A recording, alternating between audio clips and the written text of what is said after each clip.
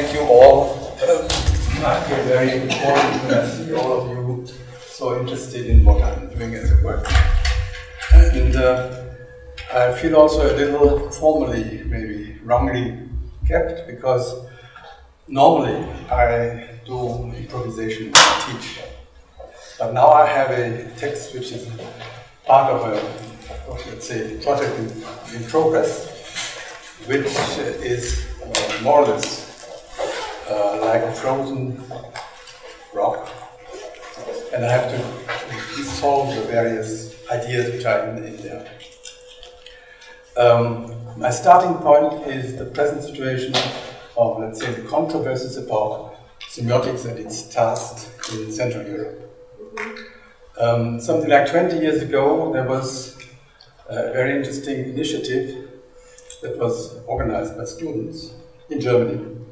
And they asked the question, you know, if you look at the academic programs of the various universities, we have something like languages as a topic, and who deals with languages, particularly linguistics. We have literature, who deals with literature as a topic. Well, we have literary science or literary studies. The same concerning music, who deals with music, musicology. But there are so many pictures, more pictures now than ever in our cultures, who deals with pictures. And it seems we don't have one word, we have many words for dealing with pictures scientifically.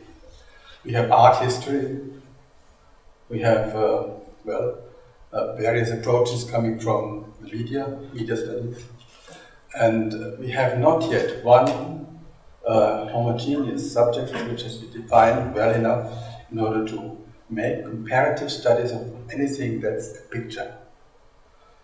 In German, the word for picture is Bild, so they demanded that we have new programs in Bildwissenschaft, in picture studies.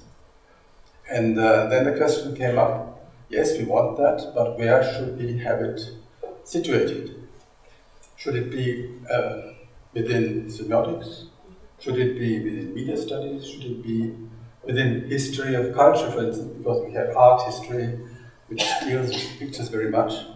That's still an open question of organization, and organization also is controversial, at least as far as I know in Germany. So those who argue that pictures should not be a topic of semiotics, they tend to say pictures are no signs. So the question is, what are signs? The question is, what are pictures? And the question is whether all signs are pictures, or the other way around, all pictures are signs. That's what I'm going to talk about, and maybe we can discuss what I say a little at the end of what I've said. I will have 5 different chapters, so to say. So if you give me the next picture, please, the next slide. So that's the contents of this lecture. First I'm going to define pictures. Then, no, stay. Thank you. No?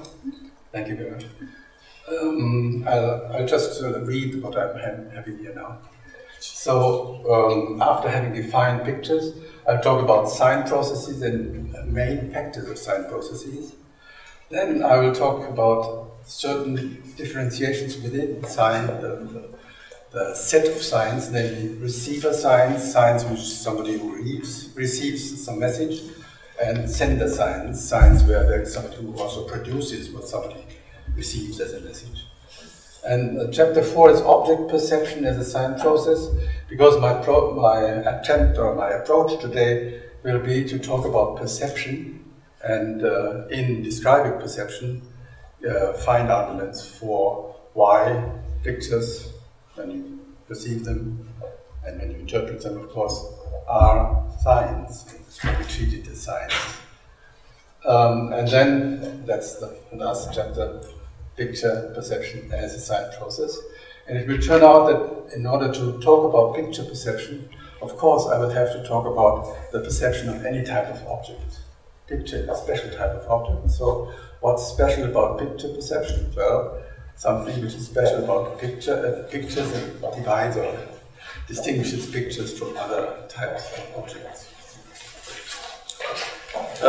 Let's go to the 2 slides into the future, please. Next one.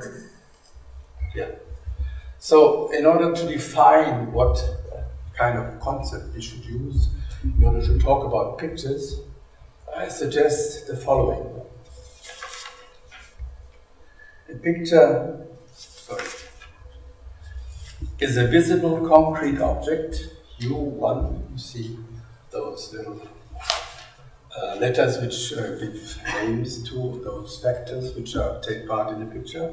So a picture is a visible concrete object which has at least one solid flat side, the so-called image area, B1, which is distinguishable from its environment by its texture, for instance, or its framing, and where the image area contains some permanent color and form constellation, K1. So I've here mentioned these terms now. U1, that's the picture as a whole. B1, that's the image area on the picture. K1 is what you find on the image area, namely some color and form constellation, which then, when somebody perceives it, causes the person who perceives it to think of something totally else. So this can be compared with this one, and that's the main point of controversy. There are people who say pictures differ from other signs because you see something when you look at the picture. You see the house, or you see the eagle, or you see the fish, or whatever, you see the other humans. When you look at pictures, then this is not the case when you talk about humans or eagles or other types of objects. So then the question is whether this argument is valid or not. So the main point, I think, about pictures in this definition, it can be compared with other points that other people made, for instance, about pictures as being things in which you see something, or the other way around, pictures where what you see somehow resembles to something with, to the picture itself, and this color form constellation, which I call K1. I hope it was not too abstract, but I'll become concrete very soon.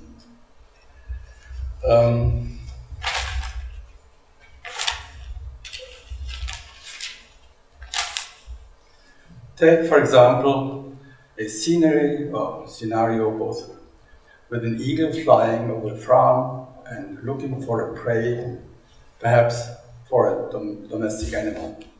Something small or something small scurrying around in the ground that can easily be taken, torn apart, and then eaten if you are an eagle flying on top of it. As soon as the bird's silhouette with its shadow moves over any rabbits, squirrels, geese, chicken, they abruptly change their behavior. The rabbits scuttle into the underbrush, squirrels climb to the treetop, the geese begin to chatter excitedly, and the chickens run into the barn. In these cases, we say that the eagle's flight is a signal for these animals to run to safety. And I'm going to talk about these examples now. I have 4 or 5 to give you a hint about how the whole thing is situated in everyday life. I call what I just described a signal process. The eagle's silhouette signalizes or signals to those who see it that something is going to happen, or they signal, meaning they somehow cause those who see it to behave in a way which is totally different from what they did to that moment.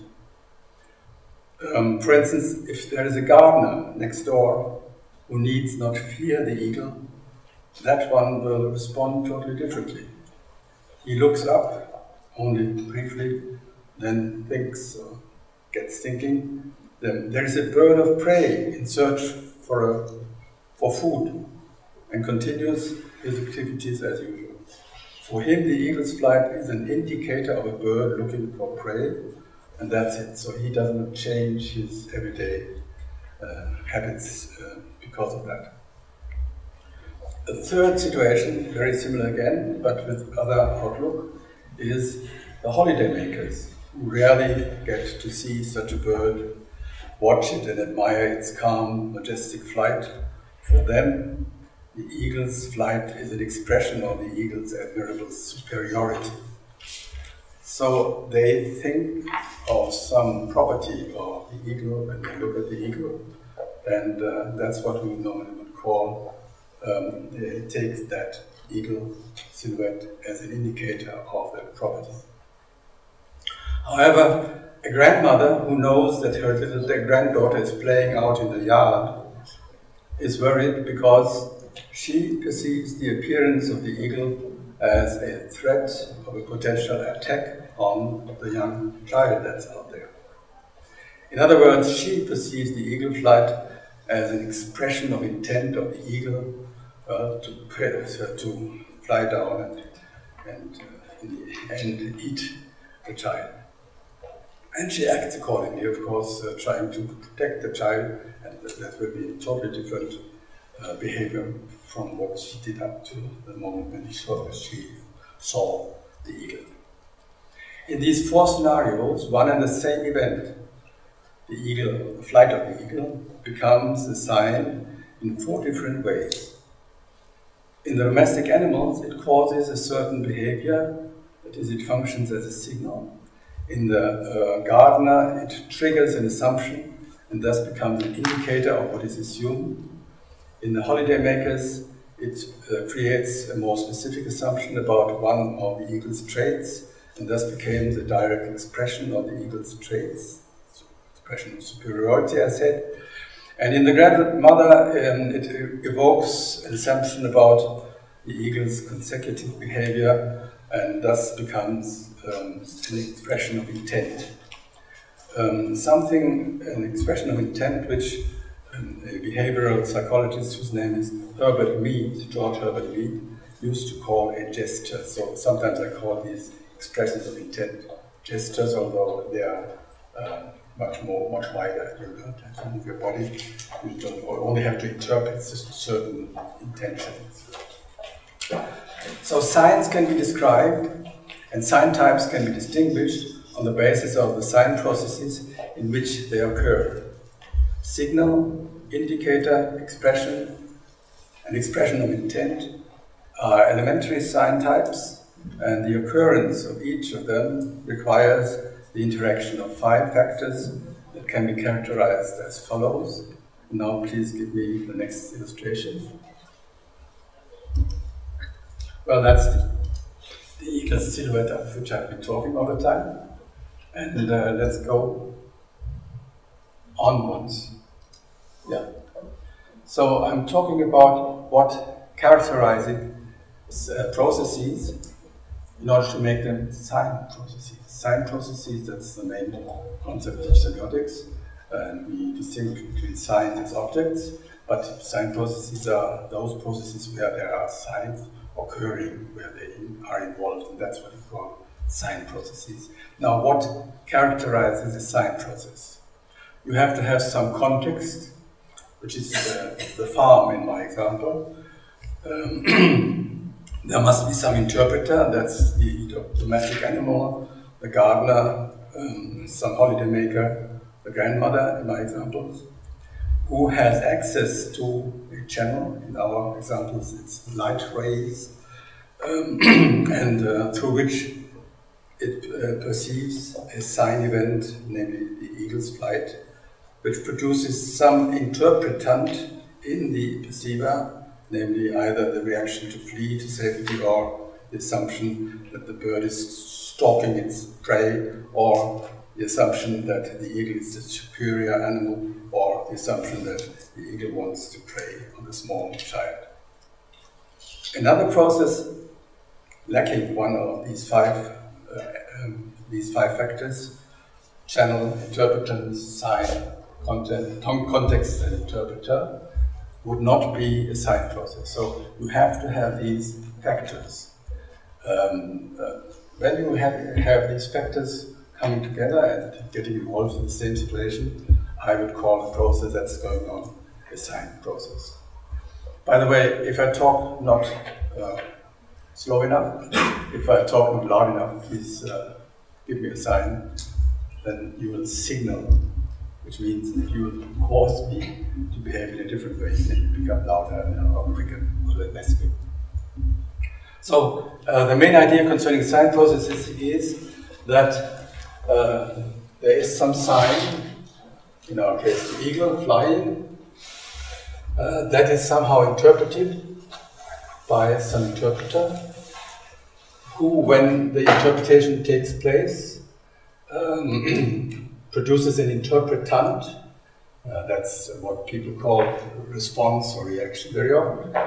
And the whole thing takes place in a channel, in our case that's the optical channel, and in a context which makes it interpreted in certain ways, which differ concerning who is involved with whom in that type of process.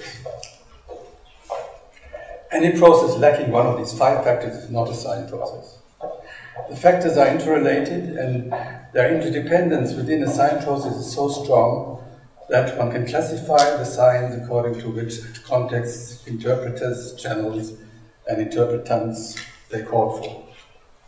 The involvement of the 5 sign factors is an essential property of signals, indicators, expressions, and expressions of intent. That's what I call gestures. And if an event is to function as a signal, it is sufficient that it be perceived through a particular channel by some interpreter whom it makes respond with a certain interpretant behavior and in the context given. But in order to function as an indicator, not as a signal, but as an indicator, the second type of sign, the eagle event, the sign event, must produce some assumption in the interpreter, so the interpreter starts not doing something but thinking or believing something. The third type, namely expressions, in order to function as an expression, the assumption must involve some state of the hypothetical producer of that sign event. For instance, in our case, the superiority of the eagle, which is pretty expressed. And the last type of sign which I'm talking about, namely expression of intent. In order to function as an expression of intent, the assumption must involve some intention on the hypothetical producer of this sign event. This implies, among other things, that indicators are special types of signals, expressions are special types of indicators, expressions of intent are special types of expression, and sign processes are the simplest type of signal processes are the simplest type of sign processes due to the fact that there are no special constraints formulated on what one does as an interpretant. Interpretant, as I say, it's a let's say, artificial word introduced by the theoretician Charles Sanders Peirce, and it's the same as what we call response or reaction in everyday life. So if, for instance, the gardener is asleep, there is no interpreter, and the rest of the process is no sign process. And so on, we can say that in a negative way about all these factors. What I said up to now is justified by a thesis which another theoretician, namely Ernst Cassirer, put forward in 1910. He said, the sign concept is not a substantive concept, but a functional one. The world cannot be divided once and for all into signs and non-signs. Everything is a potential sign provided a sign process takes place, making it a sign. And the consequences of this has, for semiotics, at least as an academic enterprise, were drawn by Charles Morris, the American pragmatist. He said, I quote, semiotic, he talked about semiotic without the S, whereas nowadays not in English one always says semiotics for the same thing, namely science study.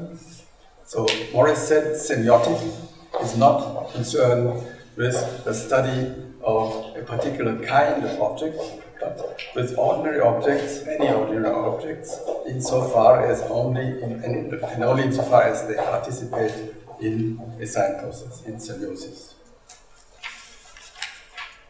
Now I will talk about receiver signs and sender signs. That's two different types of signs, and we can go to the next. Yeah. No, stay. Go back, please. Once back.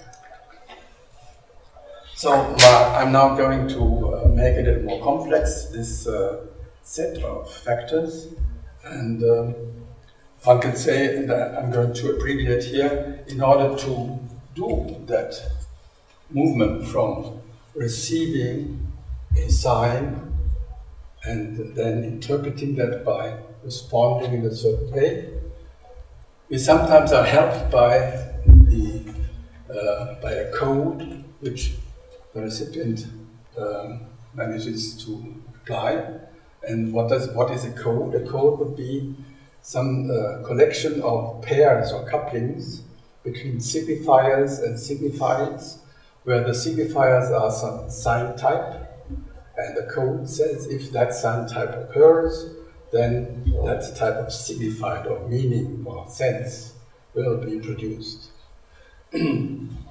So codes are very important for everyday life. When we meet somebody who does not have codes in common with ourselves, it's very difficult to communicate. You can, you do, but you have to have lots of ideas. You have to be very creative.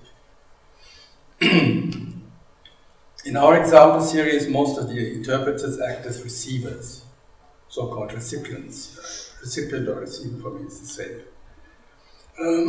They don't produce a sign to reach one of their aims, but rather interpret a perceived event in a manner attuned to their own purposes. Objects and events that function as signs only in this way are called receiver signs. If they are expressions, they can cause the receiver to assume the involvement of a hypothetical sign producer, but they do not require that the sign producer is actually involved at all. In our example series, for instance, the geese prove to be more than hypothetical sign producers. The excited chatter of a real flock of geese has prompted many a thief to turn around empty-handed, and the Capitoline geese of ancient Rome became famous for this. Today, even farmers still interpret squawking geese as indications of intruders, and intruders take geese squawking as signals to retreat. That's what you can see when you are on any farm, even present day cultures. Obviously, this behavior is an innate instinct that the geese are born with. The situation becomes interesting, however, when someone is capable of anticipating the reactions of others and triggering them intentionally. If someone produces a sign with the intention of causing a specific interpretant in others, we call it a sender sign. Sign producer, sender. The sign producer is called sender, and the intended receivers are referred to as addressees of the sender sign. And please give me the next. Oh, that's too quick, sorry. Maybe it's not in there. The next one would be, go back one, please. Would be the introduction of the sender. And let me explain it from this slide now. A sender, when he or she is added, normally is an organism, could be also a machine, that produces a sign because it was the sender wants to get some kind of interpretant realized by the recipient.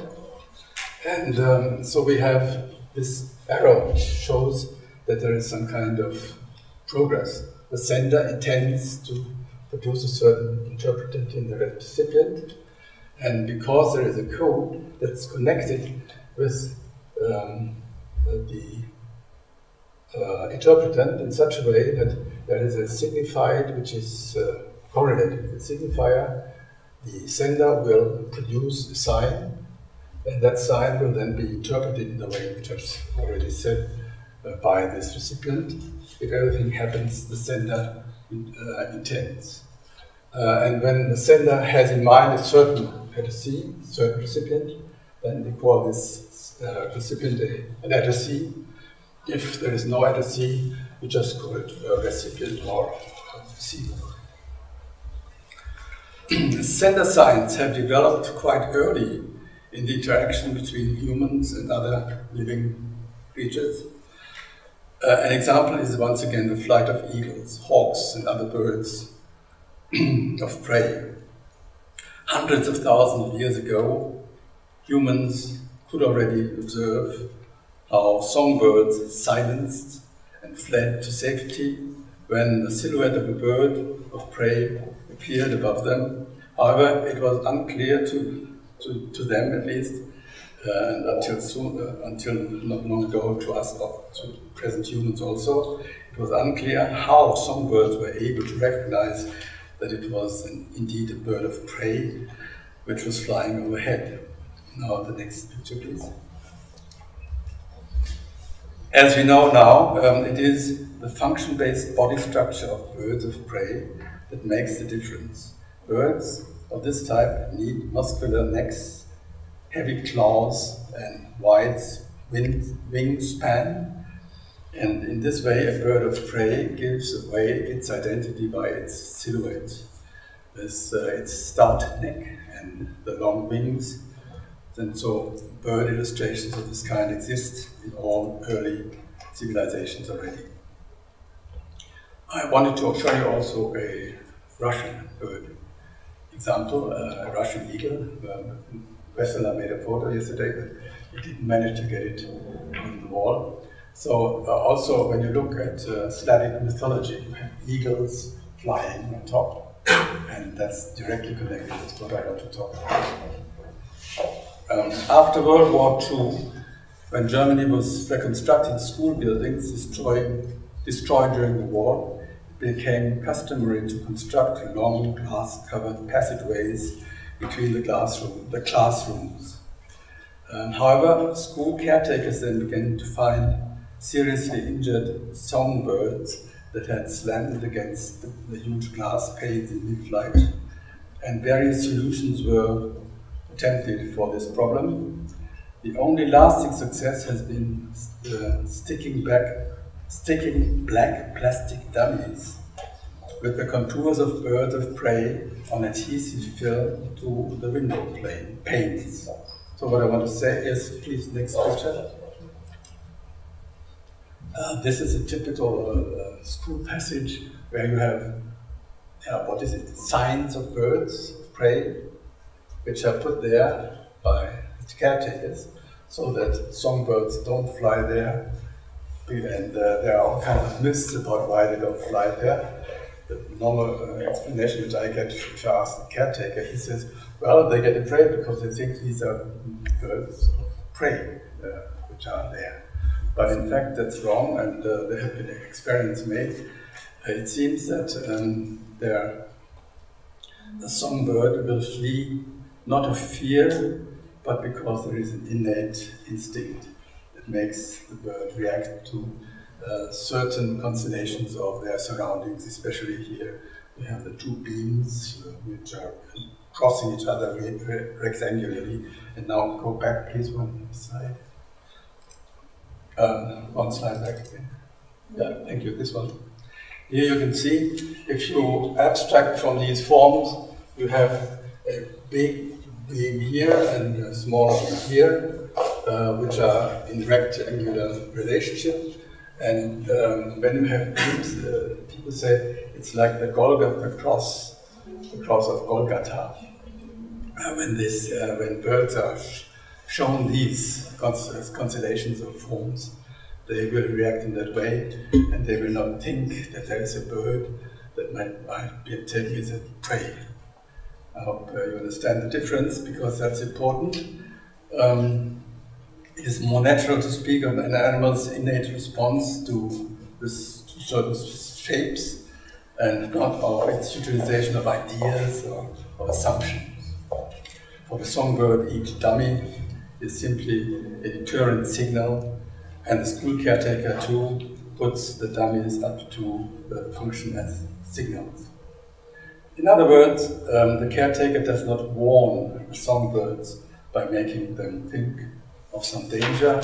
He simply signals them to retreat directly, and signaling doesn't necessarily presuppose thinking about why you have to move or react in that way. So signaling and indicating differ from signals and indicators. Signals and indicators are receiver signs. Signaling and indicating are signs which are produced to function as receiver signs by some sign producer. And that's what I call a sign, a sender sign. So they involve production of an event with the intention that this event be effective as a signal or indicator. And expressing, for instance, similarly, expressing against expression involves the production of an event with the intention that this event be effective as an expression. Signaling, indicating, and expressing are the most basic sign processes in which sender signs occur. One of the reasons why dummies are so successful is that they belong to an abstract form type, and I already talked about that. So what is very important here is these form types. They are what normally belongs to a code. So a form type, like the Golgatha cross, is part of the rules of correlation between spatial structures and ways of behavior or ways of responding. Codes can be innate, such as the flight silhouettes as deterrent signals in birds and small domestic animals, or they can develop as conventions for the regulation of behavior, such as the human writing system, or they can also arise through explicit agreements, such as, for instance, the Nordic flags or traffic signs or whatever you take for within human cultures. For every code system, there are alternatives available, and in many cases, there exist competing codes which can lead to misunderstandings. So let's take the slide, which is the next photo. No, the next one? Yeah. That's an example from behavioral studies, behavioral psychology. It's a very explosive example, and I've also made that experience when in farmyards. So that occurs when in the interaction between horses and dogs. It's a friend of mine who is a service director who has written about that. Horses, as do all equids, put their ears back when they become aggressive, whereas dogs and all canines put their ears back to indicate their subservience. So two different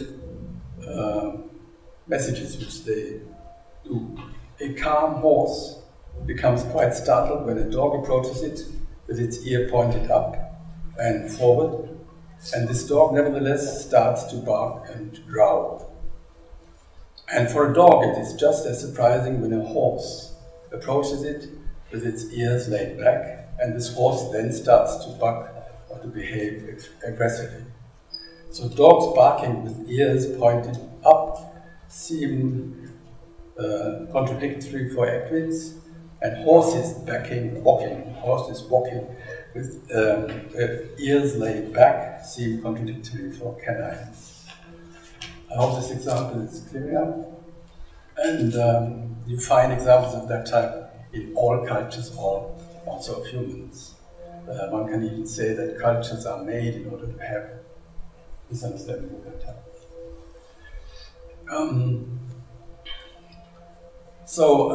What is the answer to the main question concerning pictures and signs? Are pictures signs? Are these pictures? Do we have innate codes here or not?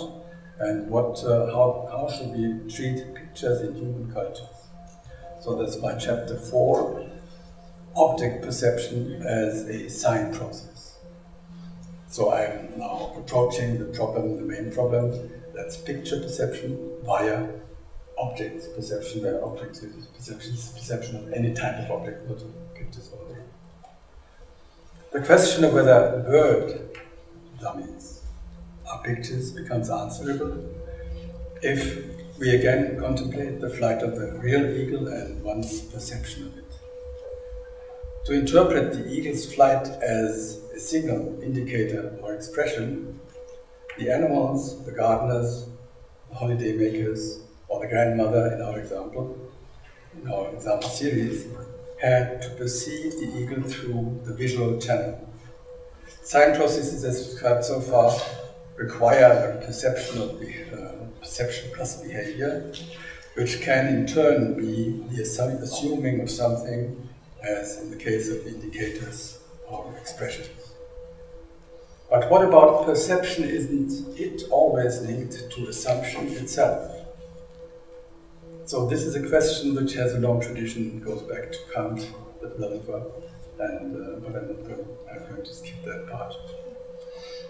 An event that causes someone to assume something we have classified as an indicator.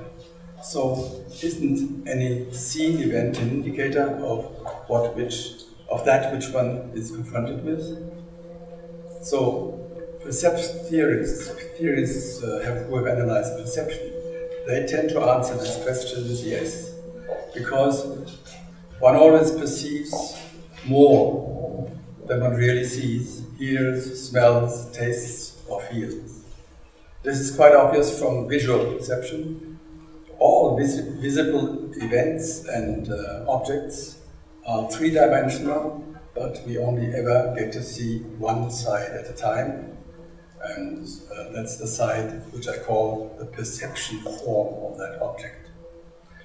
It reflects light rays which reach our eyes and are focused on the retina through the eye's lenses in a two-dimensional light pattern. And assumptions about the backside of an object are required when our brain is reconstructing the three-dimensionality there, so the three-dimensional object, from these light patterns. And this holds even more for complex events. There are lots of remarks of that type if you look into literature. One of it is by the Latin American poet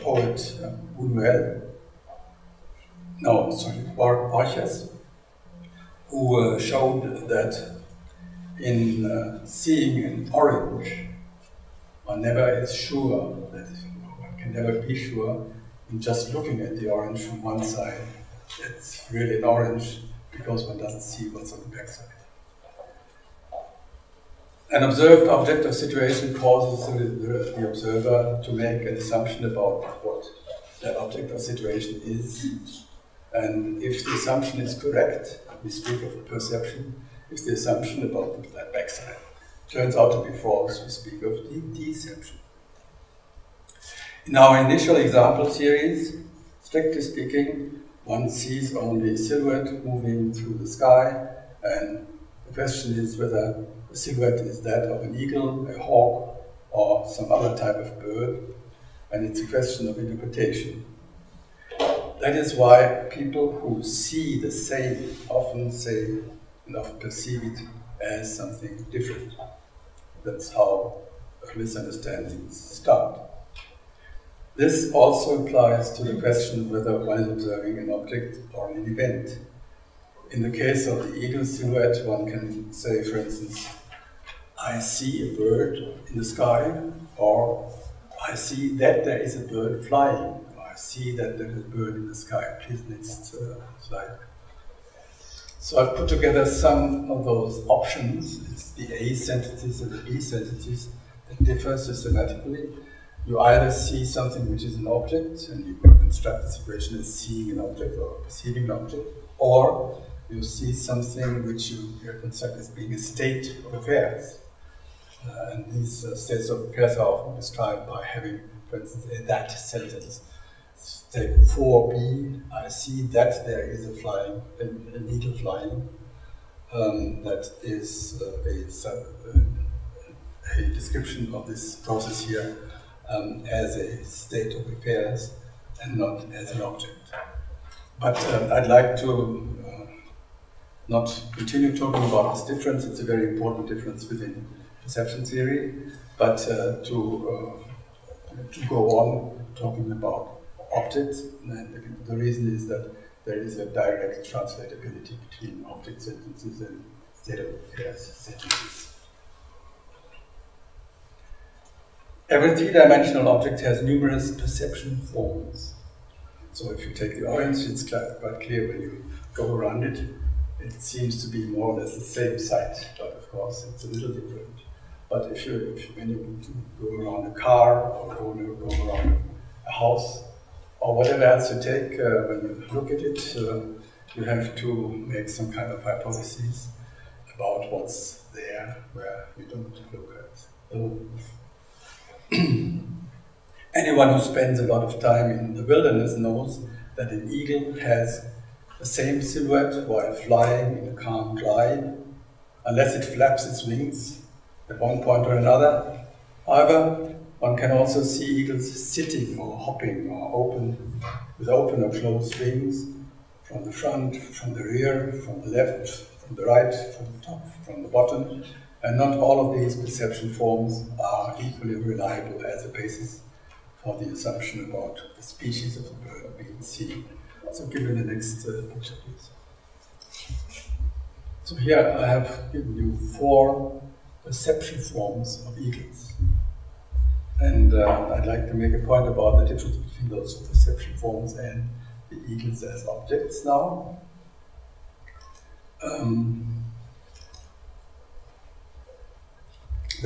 One can say that the frequency with which one may have seen a particular perception form of the animal, in our case the eagle, and the conciseness of the form, and the relevance of its appearance for the interpreter's action context all play a role in interpreting what you see when you have a perception process. Perception forms that meet the 3 conditions which I just mentioned, that they are frequently observed, they are concise, and that they are relevant for the interpreter's action context, they are called prototypical perception forms. And one can say that the specific dangers in our case that are involved when we look at or when we interact with eagles and the prototypical perception forms of the eagle, they include the use of open wings seen from the front, that is figure 11b here, the view of the eagle's front side from below as seen by other creatures whom the eagle is flying overhead, that's the figure A, for instance, or silhouette, or the view from below of the eagle in flight with prey in its talons, that's 11C and 11 on the left-hand side. Yes. All these examples, by the way, have served as emblems in human culture since thousands of years. So it's not something which we invent when we are perception theorists today. We have a cultural background here that's very telling. So my thesis here is that these considerations confirm that the visual perception of objects is in itself the sign process, and that makes a good difference for repeating our question whether the perception of a picture is a sign process. So far I would argue that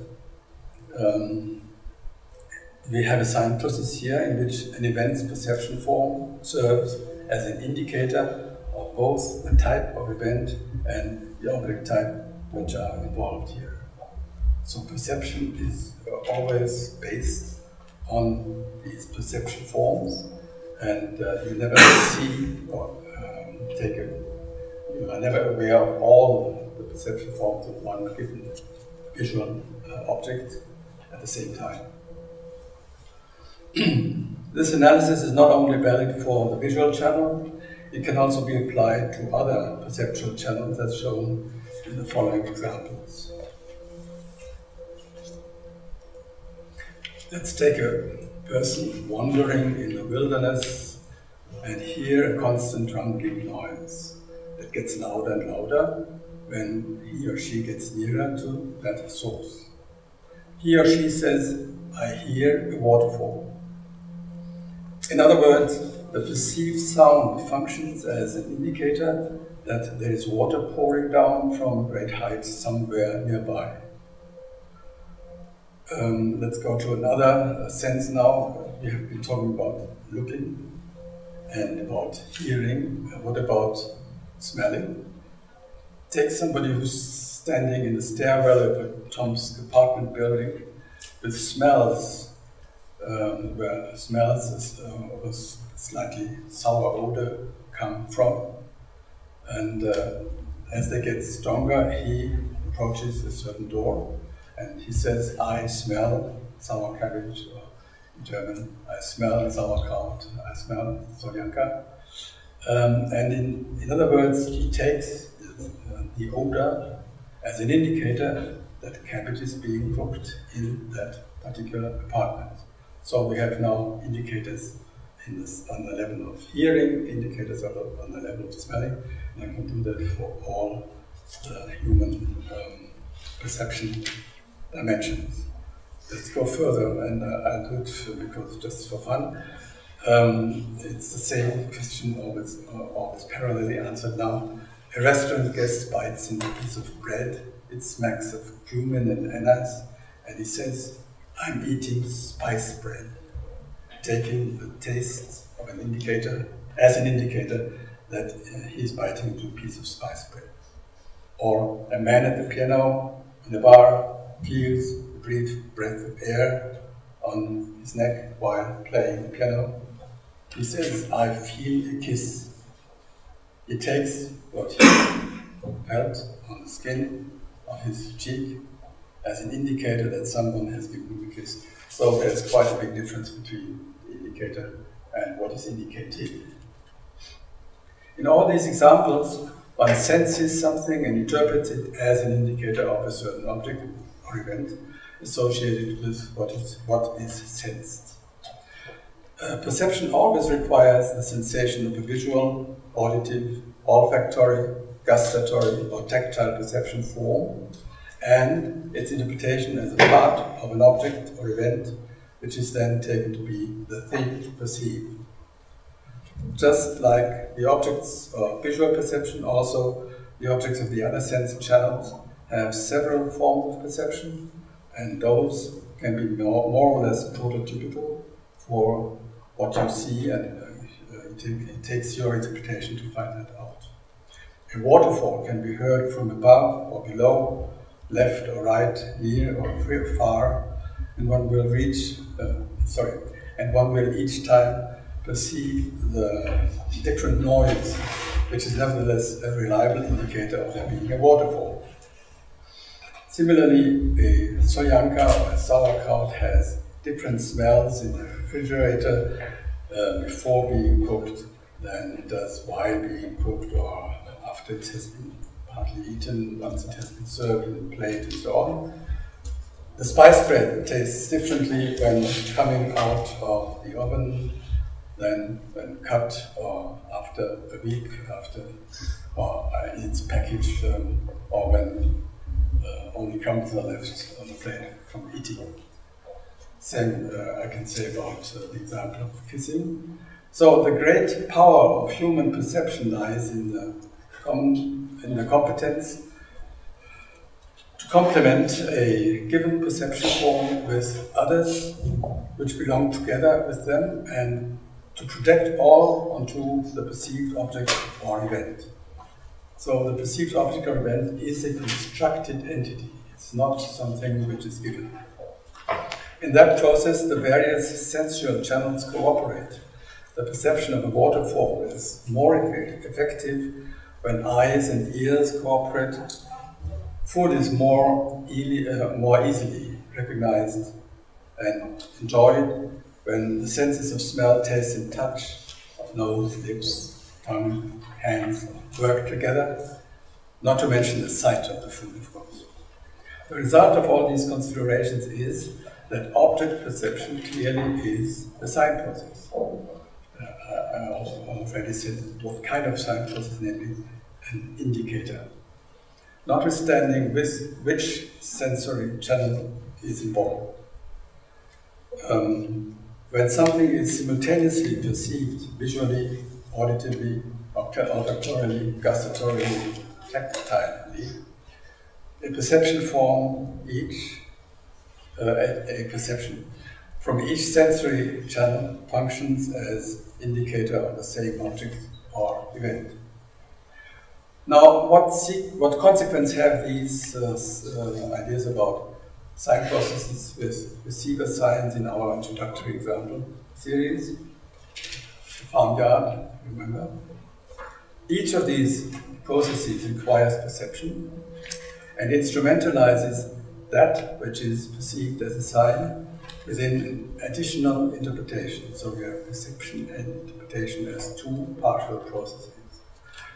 The rabbits and songbirds perceive the eagle's silhouette directly as a signal to run to safety and respond with the appropriate manner of escape.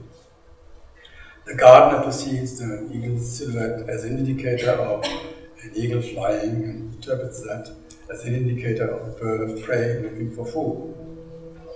A holidaymaker also perceives the eagle's silhouette as an indicator of an eagle flying, but that one interprets that as an expression of the eagle's superiority. The grandmother perceives the eagle's silhouette as an indicator of the eagle flying, and she interprets this then as an expression of the eagle's intention to pounce on her granddaughter there in the yard. In sign processes involving receiver signs in the traditional sense, we thus have to do with a two-step process, a perception-oriented indicator interpretation and an additional interpretation of the latter as a result as a signal, an indicator, an expression of content, of intent. Now, my last chapter is about picture perception as a sign, that's the main question. The example-based discussion of sign processes, receiver signs, object perception has led us to the following results. First point. Visual object perception is a sign process. In it, a perception form of an object functions as an indicator for the interpreter that there is an object of a certain type which has this perception form and is perceptually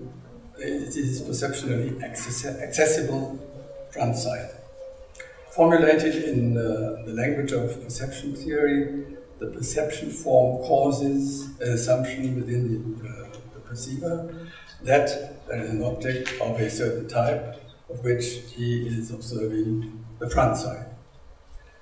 Second point, among the innumerable perception forms of a given visual object, a few are singled out by their frequent occurrence, by their conciseness of the form, and by their relevance within the interpreter's action contexts. These are the so-called prototypical perception forms of that object, and the prototypical perception forms of an object belong to that object concept, the designatum, as the theoreticians say, and what the observer assigns to the seen perception form is that object concept. Third point, an object concept usually includes the object's prototypical perception forms in all sensory modalities. When one visually perceives an eagle flying in the sky, with enough experience, one is able to complement the visual perception form with those of the other senses, for instance, auditively, what the eagle's cry and the movement of its wings in the air sound like, or olfactorily for the eagle, what an eagle smells like, and gustatorily even, what an eagle tastes like, and certainly tactilely, what an eagle's plums or plumage feels like, as well as the pain of prey being eaten by that eagle. Applying these considerations now to the perception of pictures, let me say that pictures are no objects in that broad sense, in the way in which I described the waterfall or the eagle. Pictures are made already for a certain service, and they have, as I said in the beginning when I gave you the picture definition, they must have one flat side where the configuration of color and form pieces makes or causes the perceiver to have certain ideas about that picture. So audition in pictures and gustation in pictures do not play any role, whatever the perception of the picture, and olfaction and tactition, they play only a marginal role, mostly confined to the process of picture production. And this makes the visual constitution of the image area, which I defined at the beginning, all the more important. It dominates the picture's perception. So pictures are objects where, from among the various types of perception forms, only the visual ones count. As I stated already in the introductory section, every picture U1 has an object area B1. If you like, you can give us illustration 3 from the beginning again. Direction. Yeah, the direction.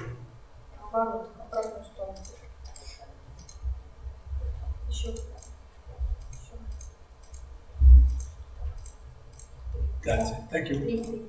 That one. So I'm again making you aware of this, the elements of this definition. We have a picture U1. It has an image area B1 with a specific color and form constellation K1, where the average contemplation of the picture, for the average contemplation of a picture, the colorful surface of the most important part. It's what I call the color and form constellation of the picture's perception form. And one can say that the representational paintings, like color form constellation K1, is in most dimensions equal to the perception form of that which one sees in the picture, but in other cases there is a big difference. Anyone seeing the image area B1 believes to be observing the perception form F2 of U2 of something else, something which is not there but which you see in the picture.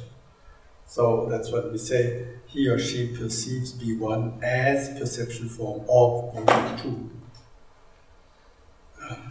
I'm talking now about the difference between the picture of an eagle and the real eagle, which is supposed to be pictured in the picture. In short, if one sees F1, this picture, this perception form, but perceives U2, in more semiotic terms, the picture's perception form indicates the presence of very different other objects to its observer.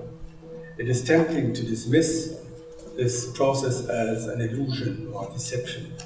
We see something which in fact is a picture, but which we think is an eagle, for instance, when we see an eagle in the picture.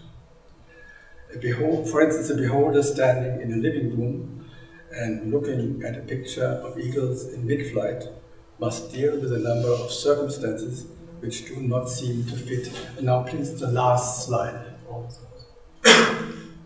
The flying eagles are not changing their position at all when they are in the picture. They seem to fly, but they lack motion. No further. This one. Yeah, thank you. So you have flying eagles. You have this typical silhouette, which I also found yesterday in the folk culture artifacts. And it's clear it's a flying eagle, but it doesn't fly. So it lacks motion.